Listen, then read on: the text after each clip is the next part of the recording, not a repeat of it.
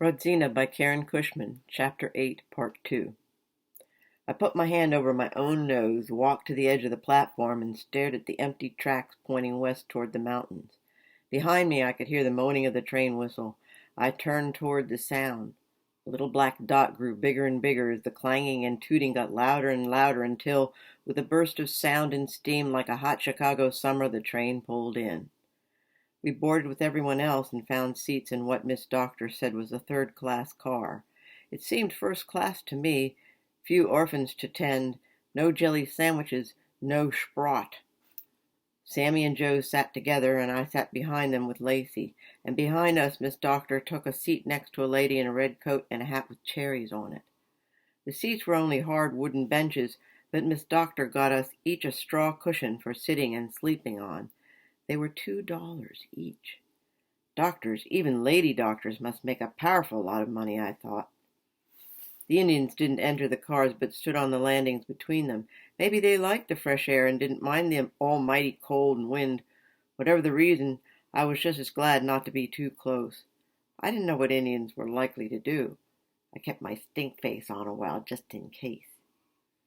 As the train started, Lacey jumped and ran up the aisle as if her feet were on fire. She scooped up a fat gray cat and carried it back to our seat, where they snuggled together like potatoes in gravy.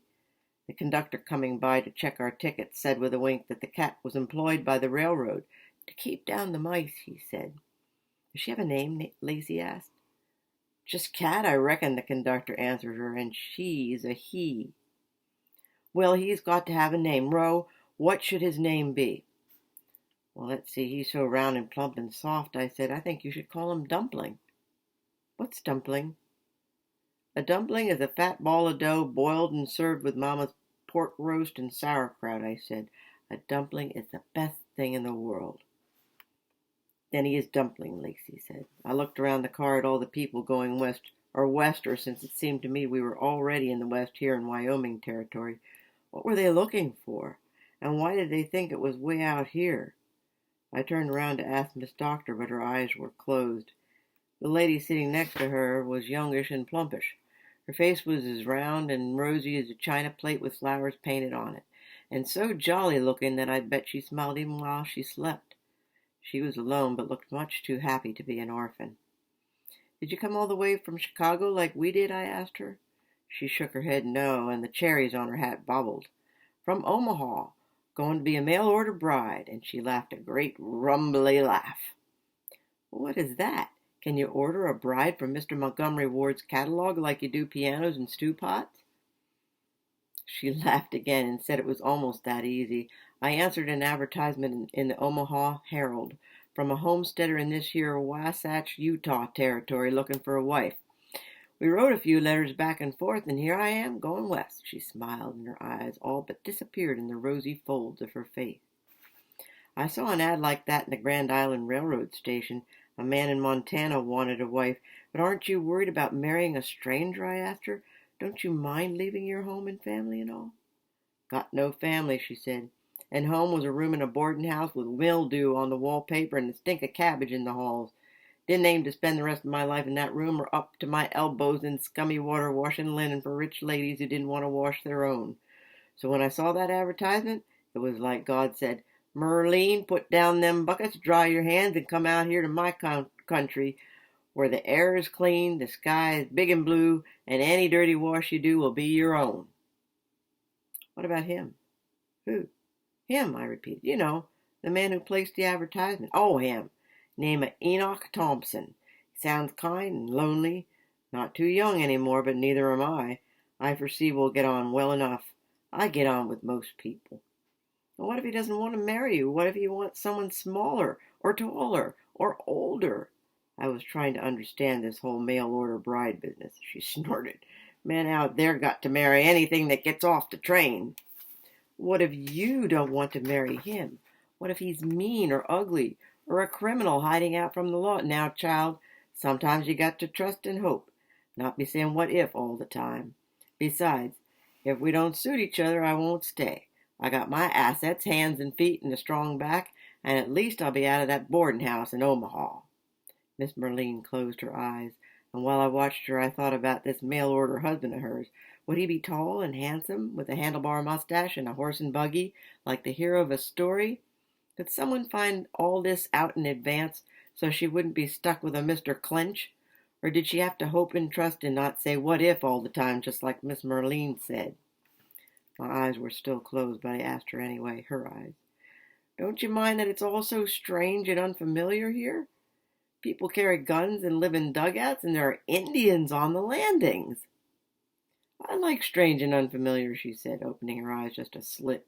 It ain't the same old thing, and as for the Indians, poor souls, they ain't allowed to come inside, but they can ride for free out there. It's in the treaty. We get their land, and they get the landings between the railroad cars. She shook her head. We white folks straight out robbed them, I reckon. Miss Merline went back to her nap then, and I turned to watch my own Wyoming territory go by outside the window. Lacey and the cat snuggled next to me. Dumpling and I need a last name, she said. You got a last name, and Mickey Dooley does. I reckon Sammy and Spud and Joe got last names, too. Everybody but us two got names. What could our last name be, Ro? Well, pick a name, any name, like off that sign there, I said as we passed a barn with the sign painted on. I can't read. Sighing, I read it aloud. Connery, Grain, and Manure. Manure, said Lacey. It's pretty. I sighed again. Sure is, but I think Connery would go better with Lacey. So then she was Lacey Connery, and the cat was Dumpling Connery, and they both sat there and purred. Snowflakes began to fall as the train climbed and turned. In some places we went so slow it felt like they were laying track right in front of the train, and so slow that what had been only blurs became bushes, scrub grass, and stunted pine trees poking up through the snow. And after a while we halted at Sherman and got off to stretch our legs. The sun was bright overhead, but still the air was bitter and sharp with the smell of cold earth. The conductor pointed out the sights, which weren't much. Sherman was a bleak and wild place, just a settlement of maybe a dozen houses, a little brick hotel, and a saloon set among low hills and snow-covered red rocks. A mighty wind stung my face as I read aloud the wooden sign posted there. You are standing 8,235 feet above sea level. Highest point on the route, said the conductor, pointing to the sign. From here we'll go downhill fast as lightning through a gooseberry bush. Lacey kicked at the ground a few times and buried her face in Dumpling's dusty fur. What's wrong? I asked her. This year's highest peak, it's just more land. Why, I thought it would poke right through the clouds to heaven. Ain't quite that high, Lacey, I said. I myself wished it was. Papa was in heaven. Welcome to heaven, he'd say to me. It is a wondrous beautiful place, reminds me of Poland. Mama's here, too, cooking and roast goose and dumplings for you and God. We walked around Sherman a bit, breathing the frigid air that burned my nose and chest and made my eyes water.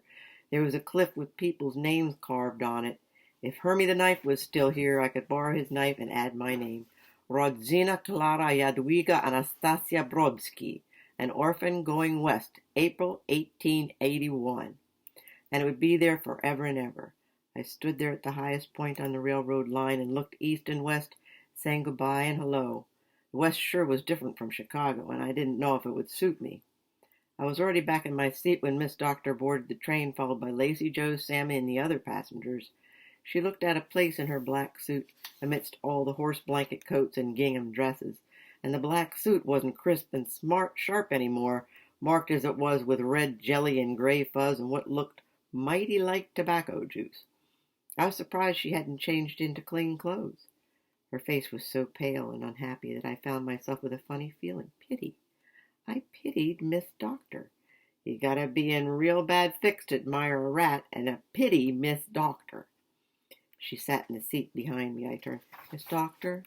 She looked away from the window, her gray eyes more sad than sharp. Miss Brodsky? Joe said Mr. Sprott said you're going to California. That true? That's true. Well, what I want to know is why. You don't seem like the kind of person to want to go west. Aren't you a good enough doctor for Chicago? Her eyes sharpened right up at that. I am a fine doctor with excellent skills and training. Then why?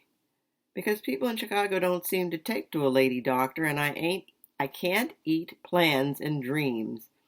She turned and looked again out the window. I hoped it would be different in a new state like California. Miss Doctor? She made a little impatient motion with her hand, and I let her be. After Sherman, we raced back down onto flat plains, and then, after the chimneys and fences of Laramie, started to climb again into hills of wind and desert. The earth was red, and the land was lifeless, littered with dead trees, ox bones, and abandoned wagons. A shabby hand-lettered sign read, "New York City, 1,000,000 miles away." I knew just how that fellow felt. Here and there were lonely settlers' huts, which reminded me of the Clenches and my narrow escape. We stopped at stations with sad names like Bitter Crook and Point of Rocks. People got on and off, although I couldn't see where they were going to or coming from. The Indians at the front of our car left, and I breathed a breath of relief. At the supper stop, we ate in one of those eating stations I had so long admired from the outside. For $3, all 5 of us ate meat soup, pie, sweet potatoes, pickles, raisins, bread, and coffee. The coffee reminded me of Papa's Sunday smell, a little bit coffee, some hair tonic, and the clean fragrance of a starched shirt so different from his sour, sweaty, everyday odor. The land changed as we climbed again. There were rocks as big as buildings and evergreen trees looking almost human as they waved their branches at us in the wind. Snow fell, the wind roared, and the train rattled and swayed west.